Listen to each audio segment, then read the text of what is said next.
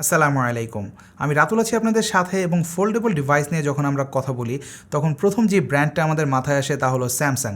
কারণ স্যামসাং কিন্তু একেবারে শুরু থেকেই ফেয়ারলি নিউ এই টেকনোলজিটাকে অনেকটাই পলিশড ওয়েতে রিপ্রেজেন্ট করেছে মার্কেটে, ইভেন সেই ফার্স্ট জেনারেশন থেকেই।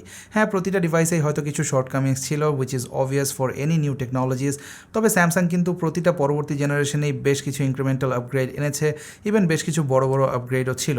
তো আপনারা হয়তো ইতিমধ্যে জানেন স্যামসাং গ্লোবালি লঞ্চ করেছে তাদের থার্ড জেনারেশনের ফোল্ডেবল ডিভাইসেস, যেখানে ছিল তাদের ফোল্ড এবং ফ্লিপের third generation.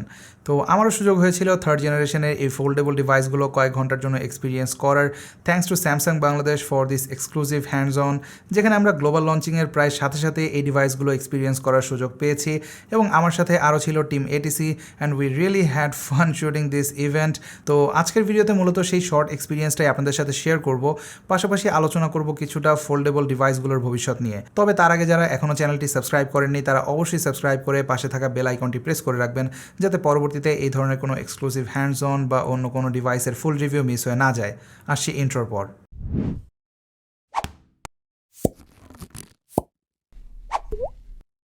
Alright, let's start with the bigger one, the Fold 3. তো এই ডিভাইসটার সবথেকে বড় যে পরিবর্তন এসেছে তা হলো এর ফোল্ডেবল ডিসপ্লে পোর্শনে, অর্থাৎ এখানে স্যামসাং প্রথমবারের মতো ব্যবহার করেছে একটি আন্ডার ডিসপ্লে ক্যামেরা। এবং যেমনটা দেখতে পাচ্ছেন, এটা এমন না যে একেবারে ভিজিবল না, এবং এটা নিয়ে অনেকেরই কিউরিয়াসিটি সবথেকে বেশি ছিল। আমরা কিছুদিন আগে মেজো নামের একটা ব্র্যান্ডের কাছ থেকে এটা দেখেছিলাম, বাট সেটা একেবারেই পলিশ ছিল না। বাট স্যামসাংয়ের পক্ষ থেকে যখন আমরা এই ধরনের কোনো ফিচার পাই তখন স্বভাবতই আমরা কিছুটা এক্সপেক্ট করি যে এটা অনেক বেশি ক্লিন হবে। এবং আমি যদি আমার ফার্স্ট ইমপ্রেশন বলি এই আন্ডার ডিসপ্লে ক্যামেরা পোর্শন নিয়ে, তাহলে আমি বলবো স্যামসাং ওয়াজ অলমোস্ট 80%, বিকজ এটা দেখা যায়, ডেফিনেটলি দেখা যায়। আপনি যদি দেখতে চান তাহলে আপনি এটা দেখতে পাবেন, পিক্সেলেশন কিছুটা ফিল করবেন, বাট সাবকনশিয়াস মাইন্ডে যখন আপনি কোনো ব্রাউজিং করবেন বা কোনো কন্টেন্ট দেখবেন তখন ডেফিনেটলি এটা কিন্তু আপনার মাথায় আসবে না যে এই কর্নারে একটা পাঞ্চ হোল রয়েছে, যেটা ফিজিক্যাল পাঞ্চ হোল থেকে ডেফিনেটলি ওয়ে বেটার সলিউশন। তবে অবশ্যই এই জায়গাতে এখনও পর্যন্ত ইম্প্রুভমেন্টের অনেক জায়গা রয়েছে। আর এখন নিশ্চয়ই আপনাদের মাথায় আরেকটা প্রশ্ন ঘুরপাক খাচ্ছে যে এই জায়গাতে যে ক্যামেরাটা রয়েছে সেটার কোয়ালিটি কেমন, বা এখানে কোনো রকম ড্রব্যাকস রয়েছে কিনা বা কোনো কম্প্রোমাইজ থাকছে কিনা। ওয়েল, প্রথমত এখানে রেজলিউশনে বেশ বড়সড় একটা পরিবর্তন রয়েছে। এই ক্যামেরাটি 4 মেগাপিক্সেলের, এবং যেমনটা দেখতে পাচ্ছেন রেজাল্ট কিছুটা ওয়াশড আউট লাগে। ফ্রন্টের যে কভার স্ক্রিন সেখানে যে সেলফি ক্যামেরাটা রয়েছে 10 মেগাপিক্সেলের, সেটার সাথে কম্পেয়ার করি, তাহলে এখানে আসলে ক্যামেরাটা দেয়া এতটা গুরুত্বপূর্ণ কেন? ওয়েল, এই ক্যামেরাটা সব থেকে বেশি কাজে আসবে যখন আপনি জুম কলে থাকবেন বা ভিডিও কনফারেন্স করবেন। এছাড়া রেগুলার সেলফির জন্য আপনারা কভার স্ক্রিনের ওপরে 10 মেগাপিক্সেলের সেলফি ক্যামেরা পাচ্ছেন, বাট আপনি যদি ফোল্ডেবল স্ক্রিনে দেখে সেলফি তুলতে চান বা এই ইন্টারনাল ক্যামেরাটা ব্যবহার করতে চান, সেক্ষেত্রে আপনাকে এতটুকু কম্প্রোমাইজ ডেফিনেটলি করতে হবে, অ্যাটলিস্ট ফর নাও। তো এই গেল ফোল্ড 3 সব থেকে বিগেস্ট আপগ্রেড। এছাড়াও ফোনটিতে আরও বেশ কিছু ইনক্রিমেন্টাল আপগ্রেড রয়েছে। প্রথমত এর যে ওয়েট সেটিতে বেশ পরিবর্তন এসেছে, এটি 11 gram lighter compare to last one, অর্থাৎ ফোল্ড 2। আর তাছাড়া এতে কিন্তু এবার যে হিঞ্জ মেকানিজম রয়েছে সেটিতে একটি ডিফারেন্ট মেটাল ব্যবহার করা হয়েছে, যেটা 10% মোর স্ট্রঙ্গার অ্যাকর্ডিং টু স্যামসাং। এবং আমরা যতক্ষণ ফোনটি এক্সপিরিয়েন্স করেছি আমার কাছে হিঞ্জ খুবই স্টার্ডি মনে হয়েছে, কোনো রকম ফ্লেক্স বা আদার কোনো ইস্যু আমি দেখতে পাইনি। আর শুধু হিঞ্জ না, এবারের যে ফোল্ডেবল ডিসপ্লে সেটিও কিন্তু 80% মোর ডিউরেবল, এবং এই কারণে কিন্তু স্যামসাং অ্যাড করতে পেরেছে এস পেন সাপোর্ট, এবং স্পেসিফিক্যালি এই ফোল্ড এডিশনের একটি এস পেনও আপনারা পাচ্ছেন $50। এছাড়াও আরেকটা প্রো রয়েছে যে ভার্সনটির দাম $99। আর স্পেসিফিক্যালি এই ফিচারটা অনেক বেশি যাচ্ছিল নোট সিরিজের ইউজাররা, সো ইটস হেয়ার নাও। আর বিল কোয়ালিটিতে সব থেকে বড় যে ওয়েলকামিং চেঞ্জ সেটা আমি বলবো এতে ইনক্লুড করা IPX8 রেটিং। এই ফোনটিতে একটি ওয়াটার রেজিস্ট্যান্স রেটিং রয়েছে, যদিও এটি ডাস্ট রেটিং থাকছে না, বাট এই ফোনটি 1.5 মিটার ওয়াটারে 30 মিনিটের মতো সার্ভাইভ করতে পারবে।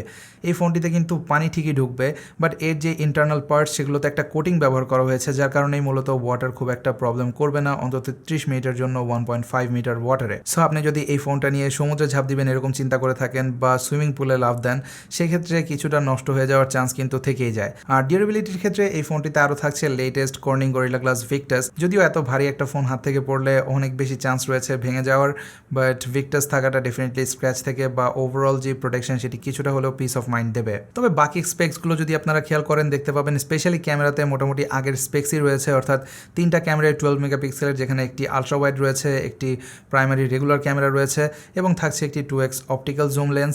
সো সব কিছু মিলিয়ে প্রায় আগের মতোই স্পেক্স।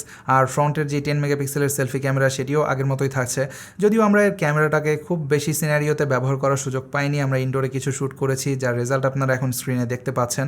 তবে ডিভাইসটির ফুল ইনডেপথ রিভিউ যখন আসবে তখন ক্যামেরা নিয়ে অবশ্যই আমরা আরও ডিটেলে কথা বলবো। বাট স্পেক্সে কিন্তু আপনারা একেবারে লেটেস্ট অ্যান্ড গ্রেটেস্ট স্ন্যাপড্রাগন 888 পাচ্ছেন, এখানে কোনো রকম কম্প্রোমাইজ আমরা দেখতে পাচ্ছি না। পাশাপাশি এতে কিন্তু আপনারা 12 গিগাবাইট র্যাম পাচ্ছেন একেবারে বেস ভেরিয়েন্টে এবং 256 গিগাবাইটের স্টোরেজ। যদি স্পেক্স ওয়াইজ ব্যাটারির যে ক্যাপাসিটি সেটি একটু কমেছে আগের থেকে, খুব বেশি না, অনলি 2%, বাট এটা ওভারঅল কেমন ব্যাটারিতে ইম্প্যাক্ট ফেলে বা 888 কতটা বেটার অপটিমাইজড সেগুলো নিয়ে আরও ডিটেল টেস্টিংয়ের প্রয়োজন রয়েছে। সো এখন সেগুলো নিয়ে ফাইনাল ভার্ডিক্ট দিচ্ছি না। তো এইগুলোই বেসিক্যালি ছিল ফোল্ড 3 বা থার্ড জেনারেশনের সব থেকে বিগেস্ট আপগ্রেডগুলো। এবার চলুন কথা বলা যাক এবছরের সব থেকে ইন্টারেস্টিং ফোল্ডেবল ডিভাইস আমার মতে, সেটি হলো স্যামসাং গ্যালাক্সি ফ্লিপ 3।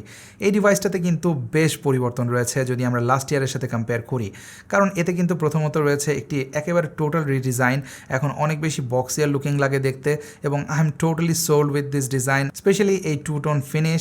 আর তাছাড়া এবার যদি আপনারা হিঞ্জটার দিকে তাকান, এটিও কিন্তু আগের থেকে বেশ ইমপ্রুভড এবং যেটা আমি ফোল্ড 3-র ক্ষেত্রে বললাম 10% স্ট্রঙ্গার হিঞ্জ থাকছে এই ফোনটিতেও।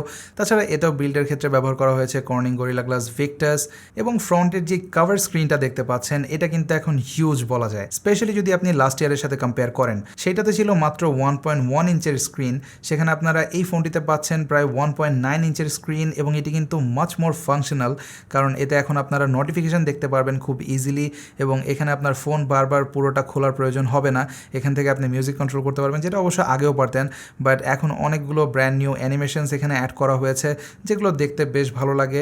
আর তাছাড়া এটি কিন্তু অনেক বেশি ইন্টুইটিভ, সো আপনার ফোনটা বারবার ফ্লিপ করার প্রয়োজনটা কিছুটা হলেও রিডিউস করে দেবে এই কভার স্ক্রিনটি। এছাড়া প্রিভিয়াসলি যেমন এই স্ক্রিনটা দিয়ে আপনি চাইলে সেলফি তুলতে পারতেন, যদিও সেটা অনেক ছোট দেখা যেত, সো সেখানে বোঝার উপায় কিন্তু খুব বেশি ছিল না যে ওভারঅল ফ্রেমিংটা কেমন হচ্ছে। তবে সেটা এখন একেবারেই টোটালি ডিফারেন্ট একটা এক্সপিরিয়েন্স, যেমনটা দেখতে পাচ্ছেন এখন কিন্তু খুব ভালোভাবে ফ্রেমিং করা যাবে এই বিগার স্ক্রিনের কারণে। তাছাড়া এটার ব্রাইটনেসও যথেষ্ট ভালো।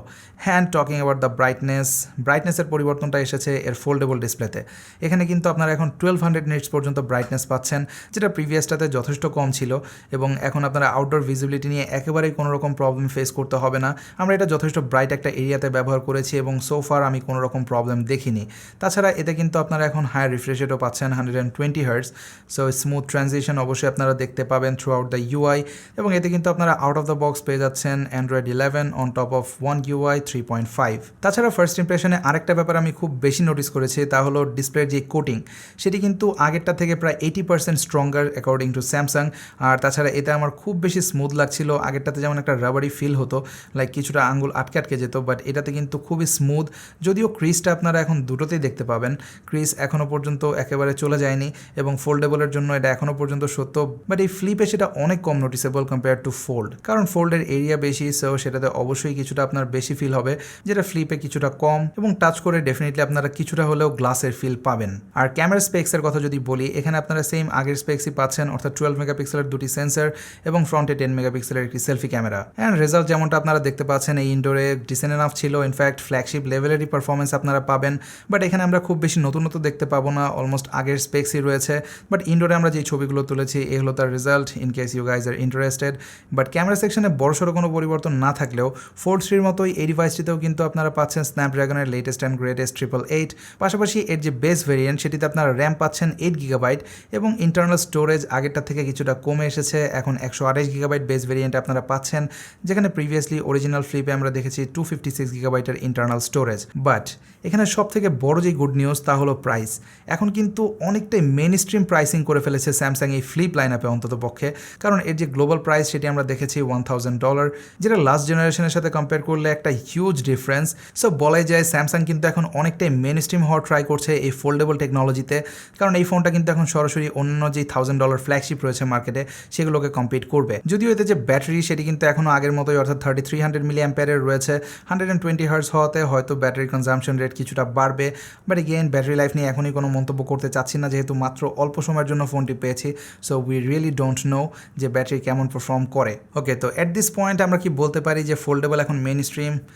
Well I don't think so, but আমরা ডেফিনেটলি এটা বলতে পারি যে এখন কিন্তু এই foldable technology one step ahead and it's getting closer and closer to mainstream market. তো গাইজ, এই ছিল ফোল্ড 3 এবং ফ্লিপ 3 নিয়ে আমার ফার্স্ট ইমপ্রেশন।